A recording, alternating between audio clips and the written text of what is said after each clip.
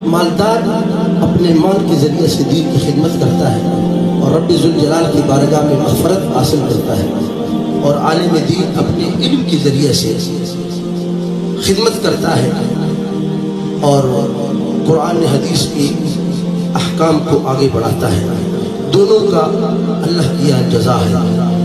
میرا آقا صلی اللہ علیہ وسلم نے ارشاد فرمایا، تدارس العلم ساعۃ خیر من حیاہا، ایک لمحہ جو قرآن حدیث کا علم پڑھاتا ہے، رسول اللہ نے فرمایا پوری رات کی نفل پڑھنے سے وہ افضل ہے، ایک لمحہ۔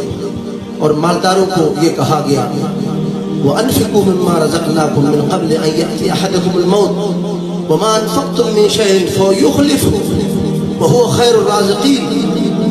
اللہ فرماتا ہے کہ اے مالداروں، میں نے تمہیں مال دیا ہے، تم اپنا مال خرچ کرو گے، میرا رب کا یہ وعدہ ہے، 1 روپے دے دو گے اس کا بدلہ دنیا میں تمہیں عطا کر دوں گا۔ قرآن کا وعدہ ہے، وَمَا أَنفَقْتُم مِّن شَيْءٍ فَهُوَ يُخْلِفُهُ، اور اس کے بدلے میں اور کیا ہوگا؟ آخرت میں اللہ رب ذوالجلال اپنی رضا اور مغفرت بھی تمہیں عطا فرما دے گا۔ تو